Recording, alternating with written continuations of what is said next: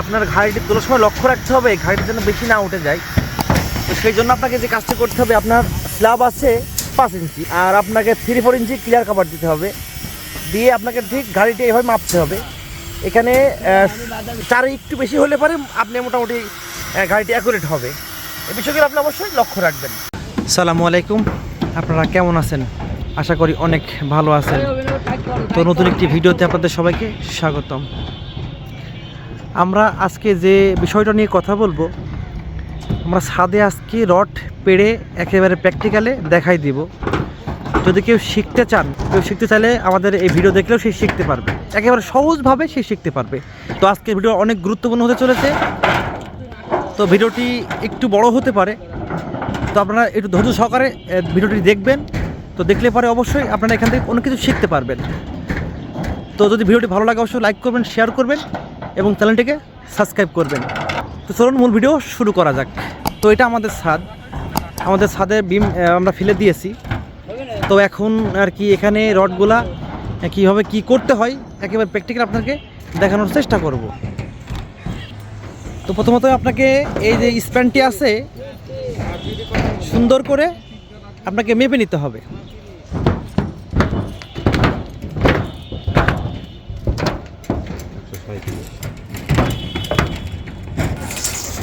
সেটা মাপার পরে আপনাকে এটা ভাগ করতে হবে, অর্থাৎ 5 ভাগ করতে হবে। 5 ভাগ করে এখানে এটা তীর মারতে হবে। তো এখানে ভাগ করে একদিকে 1 ভাগ, ওইদিকে অর্থাৎ 5 ভাগ করে ওইদিকে 1 ভাগ, এইদিকে 1 ভাগ, মাঝখানে 3 ভাগ। এরপরে আপনাকে এভাবে ভাগ করে তীর মারতে হবে। এই দেখেন আমরা তীর মেরেছি। এটা আমাদের শর্ট স্প্যান, আমরা এটা মেন রড বলি, বা এই মেন রডটা আমার আছে 7 ইঞ্চি পরপর। তো আমাদের তীরটি অ্যাকুরেট হয়ে গেছে। যখন তীরটি দিতে হবে তখন যে বিষয়টি লক্ষ্য রাখতে হবে যে আপনি 5 ভাগটি করছেন, সেটা দাগ দিতে গেলে পরে 1 ইঞ্চি এইদিকে বা এদিকে 1 ইঞ্চি ঢুকে যেতে পারে, সেটি করা যেতে পারে, কিন্তু এর বেশি আপনাকে এই কাজটি করা যাবে না। এবং যে 2 তীরের মাঝখানে যে দাগগুলো আপনি দিবেন 7 ইঞ্চি পরপর, তো আমরা দাগ দিচ্ছি 14 ইঞ্চি পরপর। কিন্তু অনেক সময় দেখি যেখানে 7 ইঞ্চি বরাবর দাগ দেয়, এখানে 7 ইঞ্চি বরাবর দাগ দেওয়া যাবে না, এখানে ঠিক 14 ইঞ্চি বরাবর দাগ দিতে হবে। এবং 14 ইঞ্চি দাগ দিতে গেলে পরে অনেক সময় দেখি যে একটি দাগ হওয়ার পরে 7 ইঞ্চি এভাবে এখানে তীর আছে 7 ইঞ্চি, এদিকে আর মানে জায়গা নেই, এই কাজটি করা যাবে না। আপনাকে প্রত্যেকটি এই তীরের মধ্যে যে রডগুলি আছে, দাগগুলি আছে, আপনাকে 14 ইঞ্চিভাবে দিতে হবে। যদি আপনার 6 ইঞ্চি হয় তাহলে 12 ইঞ্চি করে দাগ দিতে হবে, আর যদি 8 ইঞ্চি হয় তাহলে 16 ইঞ্চি করে দিতে হবে, বা যদি 5 ইঞ্চি করে মেন রডটি হয় তাহলে অবশ্যই আপনাকে 10 ইঞ্চি করে দাগ দিতে হবে। এই দাগটি খুবই ইম্পর্টেন্ট একটি বিষয়, এই দাগটা আপনাকে দিতেই হবে। এবং কর্নারেও ঠিক আপনাকে এইভাবে দাগ দিতে হবে। কর্নারে যে আসলে হয় কি, আমার এখান থেকে যদি 14 ইঞ্চি করে দাগ হয়, তাহলে মনে করেন কর্নারে আছে আমার 13 ইঞ্চি 26 ইঞ্চি আছে, তো আপনাকে এর মধ্যে কিন্তু আসলে 2টি দাগ দিতে হবে। যদি 1 ইঞ্চি কম হয় তো অবশ্যই আপনাকে এর মধ্যে 2টা দাগ দিতে হবে। এই মাথায় দাগটি দেওয়ার পরে সেমভাবে আপনাকে এর পরবর্তী যে স্প্যানটি আছে বা শেষ মাথার যে স্প্যানটি আছে, সেই স্প্যানটিকে আপনাকে সেমভাবে এভাবে সুন্দর করে মেপে এবং ভাগ করে নিতে হবে, বা সুন্দর করে দাগাই নিতে হবে। তো একইভাবে আমাকে যেহেতু এদিকে দাগ দেওয়া হয়েছে, মার্ক করা হয়েছে, ঠিক এইভাবেও একইভাবে এদিকেও আপনাকে মার্ক করতে হবে। সমস্ত দিকে এইভাবে সুন্দর করে দাগাইতে হবে। দাগানোর পরে আপনাকে সুতা দিয়ে বেশ সুন্দর করে দাগাইতে হবে, সুতা দিয়ে।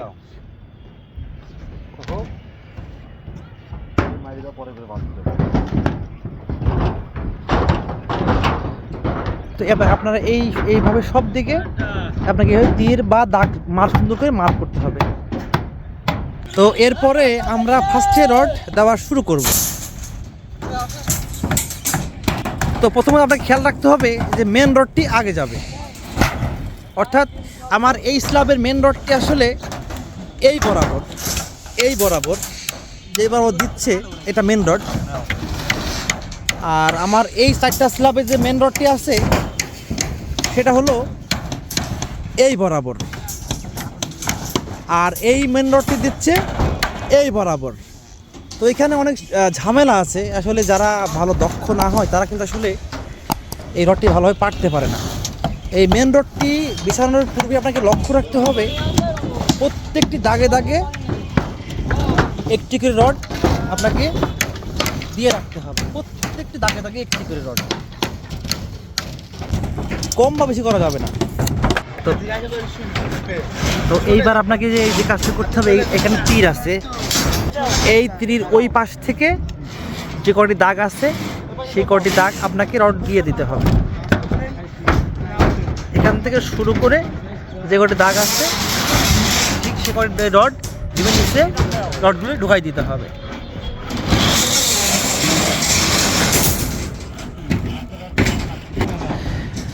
তো আরেকটা বিষয় আপনাকে লক্ষ্য রাখতে হবে, এই দুই দাগের মধ্যে একটি রড আপনাকে বিমের উপরে দিয়ে রাখতে হবে। সেটা এই রডটি ঢোকানোর পরেই আপনাকে কাজটি করতে হবে। এই রডটি যখন ঢোকাবেন বা রডটি যখন বিছাবেন, এই রডটি বিছানোর পরেই আপনাকে এই রডটি সঙ্গে সঙ্গে দিয়ে রাখতে হবে। অর্থাৎ আপনার এখানে দাগ আছে, এখানে দাগ আছে, এই দুই দাগের মধ্যেই এই রডটি, এখানে যে কটি দাগ আছে আপনাকে ঠিক সেই কটি আপনাকে রডটি সুন্দর করে দিয়ে দিতে হবে। আমার এখানে দুইটি আছে, আমরা এখানে দুইটি দেওয়ার চেষ্টা করেছি। তো এই রডগুলি দেওয়ার পরে আপনাকে এই যে মেন রডটি প্রথমে যে দেওয়া হয়েছিল, এই তীর থেকে ওই তীর পর্যন্ত এই রডগুলি প্রত্যেকটা খোপে খোপে এই দাগের মিডল পজিশনে এসে একটি করে রড বিমের উপরে থাকবে।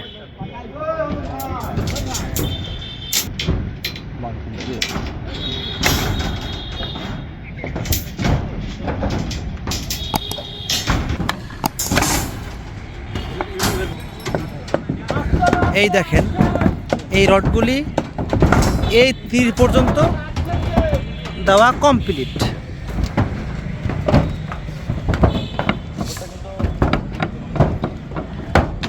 তো এখন আমরা যে রডটি দিব সেটা হচ্ছে এইখানে যে তীরটি আছে, এই তীর থেকে শুরু করে প্রত্যেকটি দাগে দাগে একটি করে রড আমরা বিমের মধ্যে দিয়ে প্রবেশ করাই দিব একেবারে এই তীর পর্যন্ত। আমাদের এই তীরটি আসলে ভালো বোঝা যাচ্ছে না, এই তীর পর্যন্ত প্রত্যেকটা থেকে রড ঢুকাই দিলে পরে মোটামুটি আমার এই স্ল্যাবটি আপাতত বাঁধার একটা পরিবেশ তৈরি হবে। এর পরবর্তীতে ধাপে ধাপে আমি দেখাচ্ছি আসলে কীভাবে কী করতে হবে। আসলে আমার এই স্ল্যাবটার মেন হচ্ছে এই বরাবর, আমরা যেভাবে রড দিয়েছি এইটা রডটা আসলে স্ল্যাবটার মেন রডটা এই বরাবর। আর এই যেখানে আমি দাঁড়াই আছি এই স্ল্যাবটির রড হচ্ছে মেন রড এই বরাবর, অর্থাৎ এই মেন রডটি ওখানে বাইন্ডার হচ্ছে আর ওই বাইন্ডারটি এখানে মেন হচ্ছে। এখানে এটাই বড় প্রবলেম, যদি স্প্যানটাকে যদি আমরা ঘুরাই নিতে পারতাম তাহলে সমস্ত কিছু একটা রডে কিন্তু মেন হতো, যার কারণে রড পাড়তে অনেক সুবিধা হতো। কিন্তু আসলে এই দুই দিকে হওয়ার কারণে আমাদের রড পাড়া অনেক অসুবিধা হচ্ছে। অনেক যেহেতু দুইটা স্ল্যাব দুই দিকে মেন হওয়ার কারণে আমাদেরকে একটু রড পাড়তে একটু ঝামেলা পোহাতে হচ্ছে বা একটু কষ্ট হচ্ছে। এই দেখেন, তীর থেকে শুরু করে এই রডটি আমরা একেবারে কন্টিনিউ নিয়ে চলে যাব। আমরা এখন বাইন্ডার দিচ্ছি আর এই স্ল্যাবের আমরা টপ দিচ্ছি, ব্যাপারটা এমন আর কি।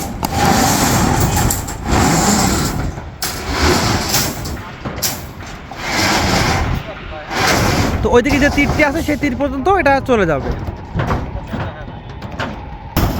প্রত্যেক দাগে দাগে একদিকে রড দিয়ে দিতে হবে সুন্দর করে। আর রড যদি আঁকা বাঁকা থাকে ডাইস দিয়ে মেরে সুন্দর করে রডটি স্ট্রেট সোজা করে দিতে হবে। তো আমাদের এখান থেকে শুরু করে প্রত্যেক দাগে দাগে বিমের মধ্যে রডগুলো বিছানো কমপ্লিট হয়ে গেছে।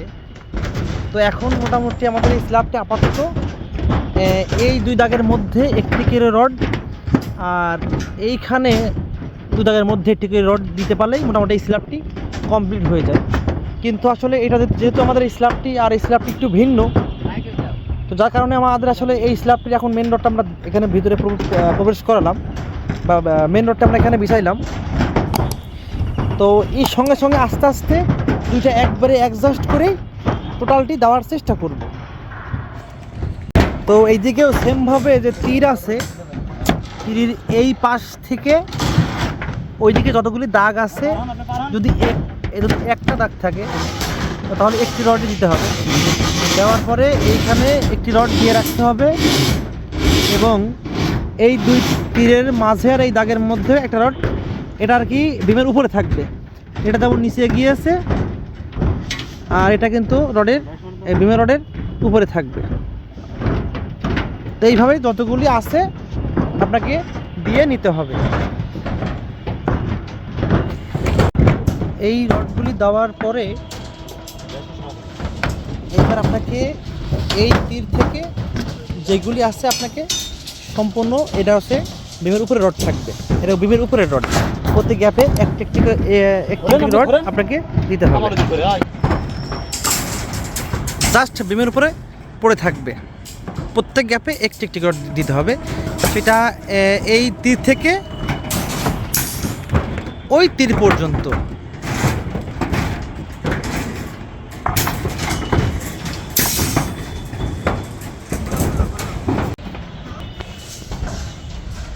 এই রডগুলি দেওয়ার পরে এরপরে আপনাকে এইখান থেকে শুরু করতে হবে। এখান থেকে যে তীর আছে এই তীর থেকে শুরু করে ওই তীর পর্যন্ত আপনাকে রড দিতে হবে।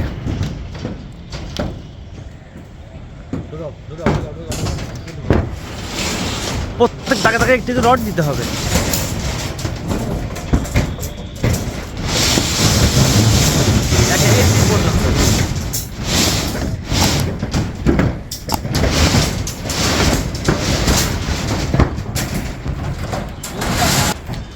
রডগুলি দেওয়ার সময় লক্ষ্য রাখতে হবে যেন রডটি যদি আঁকা বাঁকা হয় তাহলে কিন্তু সুন্দর করে রডগুলিকে ডাইস দিয়ে মেরে সোজা করে দিতে হবে।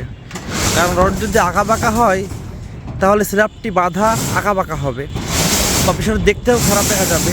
তো কোনো স্পেসের ক্ষেত্রে কোনো স্পেস কম বা বেশি হওয়ার সম্ভাবনা আছে।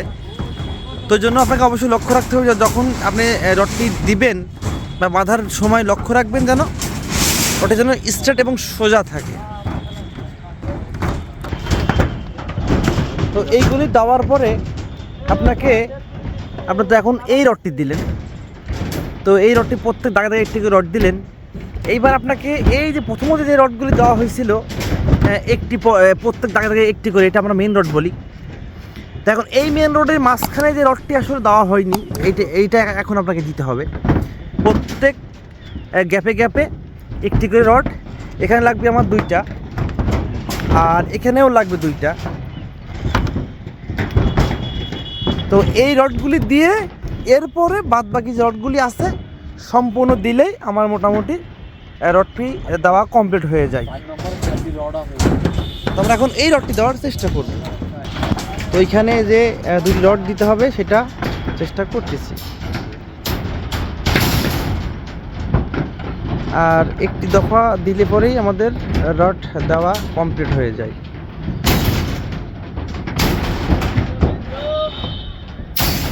এইখানে রডটি দিতে হবে।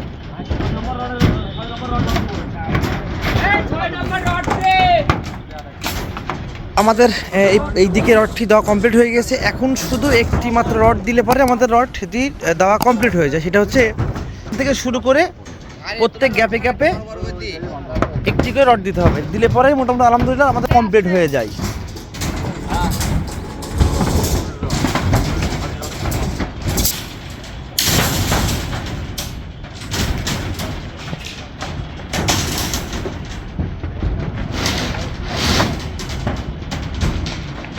তো আমাদের প্রত্যেক গ্যাপে গ্যাপে একটি করে রড দেওয়া হইল।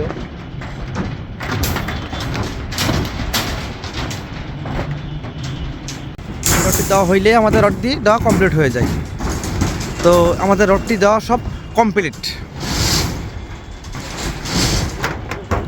হ্যাঁ, তো আমাদের বাঁধার পরে এই মাঝেও বাঁধা হয়ে গেছে। এরপরে আমরা এই রডটির ঘাড়ি উঠাচ্ছি।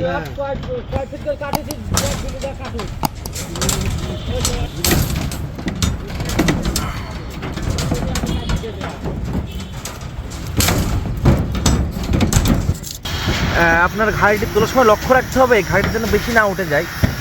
তো সেই জন্য আপনাকে যে কাজটি করতে হবে, আপনার স্ল্যাব আছে 5 ইঞ্চি, আর আপনাকে 3-4 ইঞ্চি ক্লিয়ার কাভার দিতে হবে। দিয়ে আপনাকে ঠিক গাড়িটি এভাবে মাপতে হবে। এখানে এই 4 একটু বেশি হলে পরে আপনি মোটামুটি গাড়িটি অ্যাকুরেট হবে। এই বিষয়গুলো আপনি অবশ্যই লক্ষ্য রাখবেন। তো আমার স্ল্যাবটি বাঁধা কমপ্লিট হয়েছে।